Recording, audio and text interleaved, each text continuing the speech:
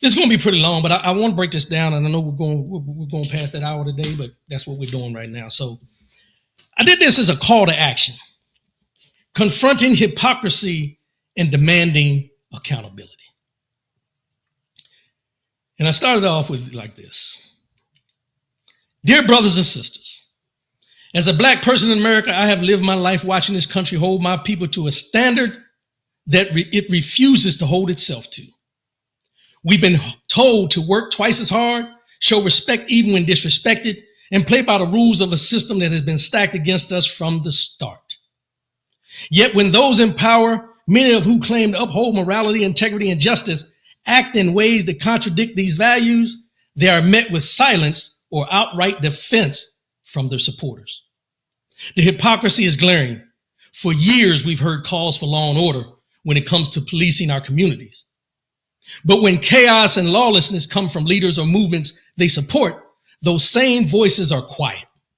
We've heard sermons about family values, integrity, and respect for authority, but where is that same energy when their chosen leaders disrespect democracy, sow division, and turn their backs on the truth?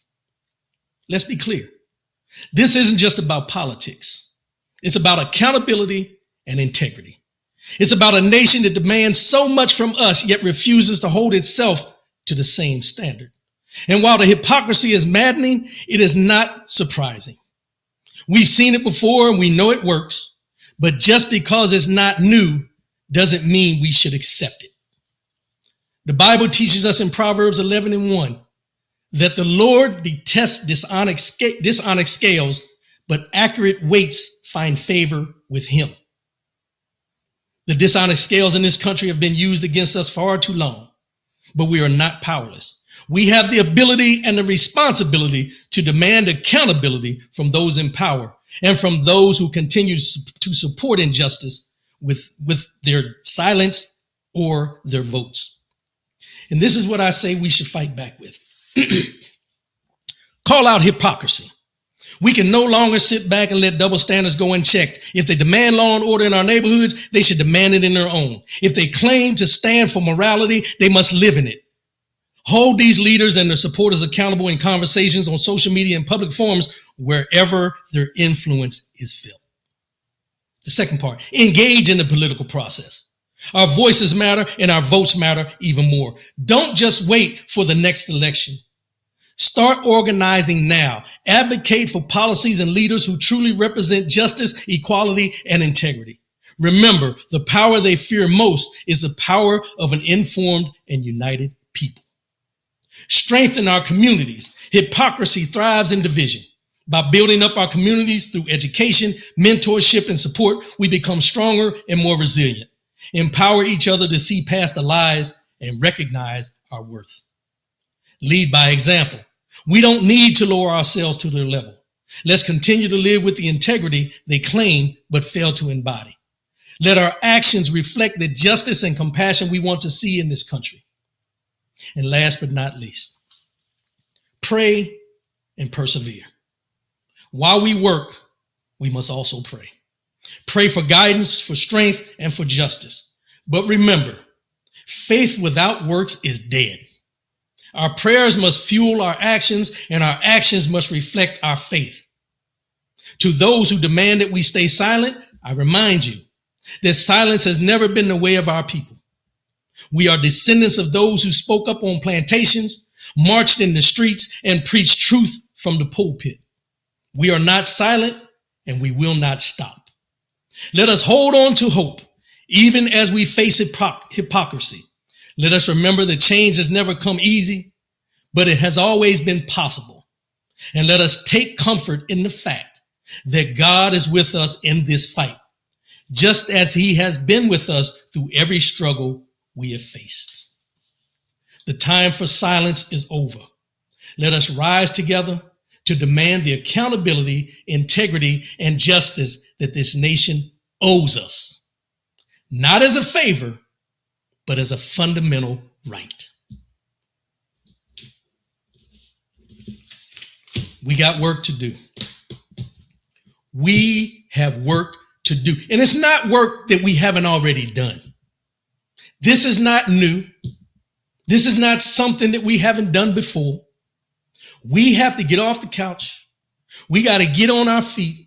We need to get out here and start rallying our people to stand up against these things that are coming down the pike. Because let me tell you something. This first week is just a precursor to what's going to go on. And we can't go out here thinking and worrying and fearing what might happen. Because if we sit silent and worry about what might happen, they win. Everything that they want to do, they will win and be able to do it because we didn't stand tall and do what we were supposed to do. See, we can always harken back to those strong people from back in the day. You know, the ones that got beat with whips and bats, the ones that got bit by police dogs, the marching and the water hosing. We can reflect back on all that. But what are we going to do? This is our time. It's time for us to stand up for what we know is right. Because as I said in the beginning, we've been told to work twice as hard, show respect, and even when disrespected, and play by the rules of a system that has been stacked against us from the start. It's time, y'all. It's time. And I'll say it this way. We can't sit back waiting to see who's going to be the leader. It's not that time. Each and every one of us has to be a leader at this time. If you see something, call it out. All the, and don't get me wrong, I don't say this to disparage nobody. All the posting on Facebook about this and that and all the different things we see and we're posting and all this kind of, that's fine, don't get me wrong. But we got to get from behind that keyboard.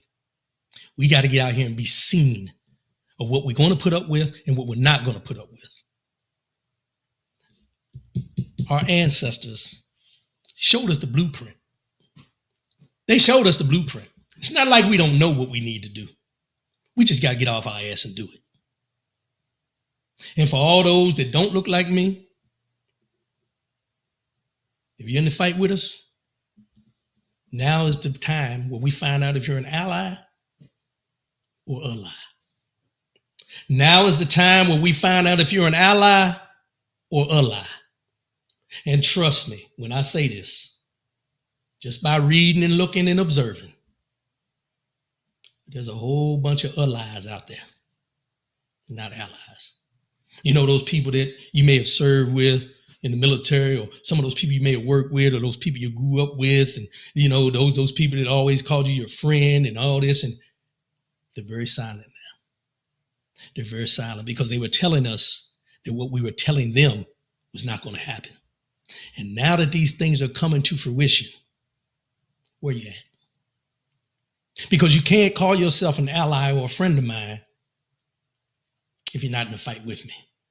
You can't call yourself a friend or an ally of mine if you're not speaking up.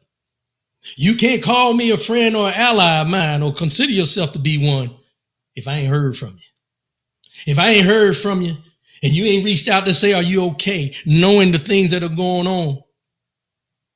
Nah. And don't get me wrong. Here's the key. I didn't expect to hear from you. I didn't expect to hear from you. Because as I said, you're either an ally or a lie when it comes to who I am, not only as a man, but as a black man in this country who has served this country honorably for 21 and a half years of military service and 10 years of civil service. So before these people get out there and acting, putting all these things out there, I'm a race baiter, I'm this, I'm that. Yeah, I am. I'm baiting you from a racial standpoint to stand on what's right. I'm baiting you to do the right thing because you called me your brother. Or was that just convenient at the time because we were serving?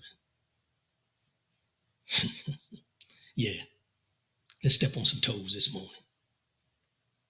Because the struggles that I deal with and the people that look like me deal with are nowhere close to the privileges that you had. Now, do I still consider myself your brother? Yes, I do. Oh, yeah, I do. Back then. Show me that you're still my brother right now. Phone number ain't changed. Facebook Messenger still the same. Ain't nothing changed but the date and the weight. Yeah. Let's see. We got work to do. We have work to do in this season. Yes, we do.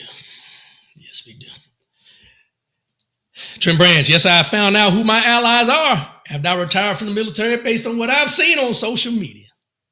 I know I'm not the only one. And it doesn't take for you to have to serve in the military to know who's an ally and who's a lie. You know, you choose not to call them out. However, I want you to think about this. The conversations you heard when George Floyd was murdered, the conversations you heard when Sandra Bland was murdered, the conversations you heard when O.J. Simpson was, accused of murdering his wife and he got off, as not guilty, the conversations you heard around when our black folks get prosecuted unfairly or for crimes they didn't commit. Those conversations you heard about, the mumblings behind the scenes of, I think he did it. He deserves it. Oh, I'm sorry that he had to serve so much time. No, you're not. Because if you were sorry, this man wouldn't be president. If you were sorry, he wouldn't even been in your thought process of becoming president again after what happened the last time. But you're not concerned about what he did last time because the most people that died during COVID look like me. So I'm going to say it again. Are you an ally or a lie? Choose wisely.